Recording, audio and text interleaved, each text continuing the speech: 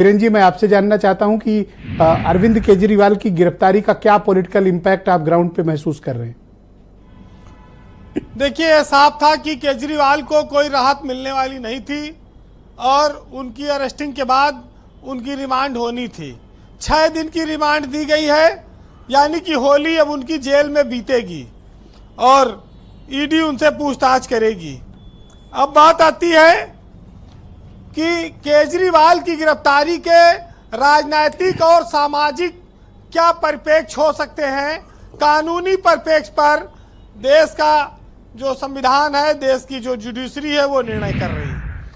राजनीतिक और सामाजिक दृष्टिकोण से ये देश के इतिहास में एक ऐसा मौका है जब कोई व्यक्ति मुख्यमंत्री पद पर बैठा है और उसे ईडी ने गिरफ्तार कर लिया है और अभी तक उसने इस्तीफा नहीं दिया है और अब उसको रिमांड पर भी ले लिया गया है।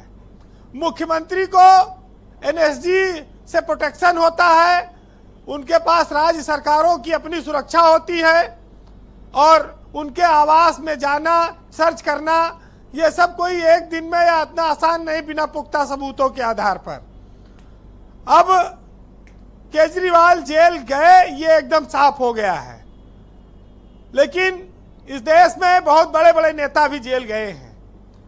जो जेल गया वो बड़ा नेता बना और केजरीवाल भी आज राष्ट्रीय पार्टी के एक अध्यक्ष हैं, एक प्रदेश के मुख्यमंत्री हैं। लेकिन मामला तब बिगड़ जाता है जब केजरीवाल अपनी पार्टी को विस्तार देने लगते हैं। सियासत में राजनीतिक महत्वाकांक्षाएं सबकी होती हैं, लेकिन भाजपा के सामने इस समय वो बड़ी चुनौती बने हुए थे। एमसीडी का इलेक्शन उन्होंने हरा दिया भाजपा को। उसके बाद पंजाब में उन्होंने एक और राज्य में सरकार बना ली। गुजरात में भी वो चुनाव लड़कर विधायक चुनवाने लगे। तो स्वाभाविक है कि बीजेपी के सामने एक बड़े राजनीतिक प्रतिद्वंदी वो बने और तमाम सारे घोटालों में इधर उनके खिलाफ जांच शुरू हो गई। ब्रजेश जी, गिरफ्तारी से बीजेपी को फायदा होगा या केजरीवाल को, यह आने वाला चुनाव तय करेगा और इस देश की जनता तय करेगी कि यह फैसला किसका सही है, किसका गलत। लेकिन इतना जरूर है कि आज आम आदमी पार्टी का जो शीर्ष नेतृत्व है, मनीष सिसोदिया, सत्येंद्र जैन, संजय सिंह, अरविंद केजरीवाल जो खुद राष्ट्रीय अध्यक्ष हैं, ये जेल चले गए। क्या पूरी पार्टी समाप्त हो जाएगी? सवाल ये खड़ा होता है। क्या जो पार्टी उभार की ओर बढ़ रही थी, विस्तार की ओर जा रही थी, वो सिकुड़ जाएगी? उसका नेतृत्व करने वाला कोई नहीं रह जाएगा? वो नेतृत्व विहीन हो रही है? ये सब बड़े सारे राजनीतिक सवाल खड़े होते हैं। वो 3 बार मुख्यमंत्री बने, लेकिन जिस हालात में बने, ना उनके पास पुलिस है, ना उनके पास लॉ एंड ऑर्डर है। वो दिल्ली में बिना ताज के राजा की तरह रहे, लेकिन अपनी योजनाओं से वो वोट हासिल करते रहे, मुख्यमंत्री बनते रहे। लेकिन आज उनके पनपने की क्या संभावनाएं हैं, ये आने वाले वक्त में तय होगा। जहां तक बात है ईडी, सीबीआई, इनकम टैक्स की, तो लोग कहते थे इंदिरा गांधी ने इमरजेंसी लगा दी, तमाम निर्दोषों को जेल में ठूस दिया।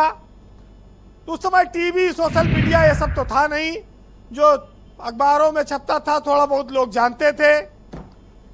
तब आबादी भी बहुत कम थी, जेल भेजना भी आसान था, पहचान भी आसान हो जाती। अब तो आबादी भी इतनी ज्यादा है कि छापा की संख्या भी तो ज्यादा रहेगी।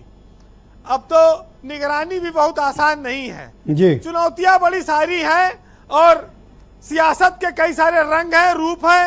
हर दौर में अलग अलग आपको देखने को मिलेगा और इसको लेकर कोई आश्चर्य नहीं करना चाहिए। हाँ, केजरीवाल ये जरूर कह सकते हैं कि जिंदगी थी मेरी, बना दिया उसे खेल, औरों के लिए थी खिड़की, मेरे लिए है जेल। तो ये चलता रहेगा।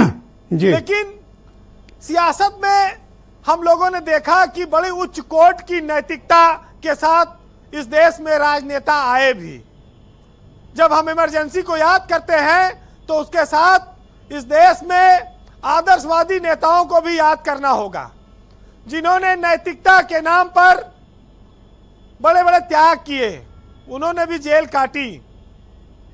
तो सियासत का स्वरूप हर युग में बदला है।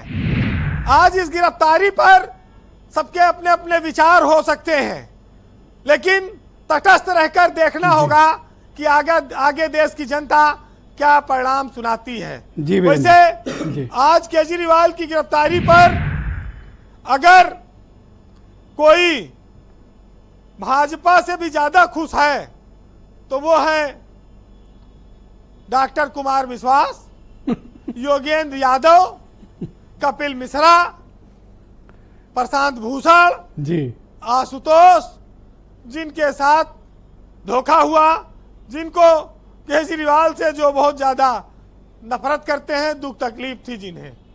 बहरहाल एक बड़ा अच्छा शेर है कि दिल्ली में पूर्ण सरकार तो कभी थी नहीं, वैसे भी हर काम के लिए एलजी की ओर देखना पड़ता था।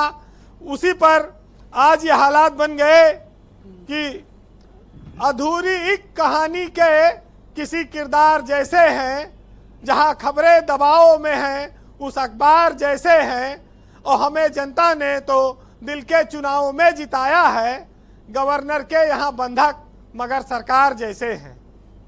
बहुत शुक्रिया बीरेन जी, बहुत बहुत धन्यवाद आपका हमारे साथ जुड़ने के लिए।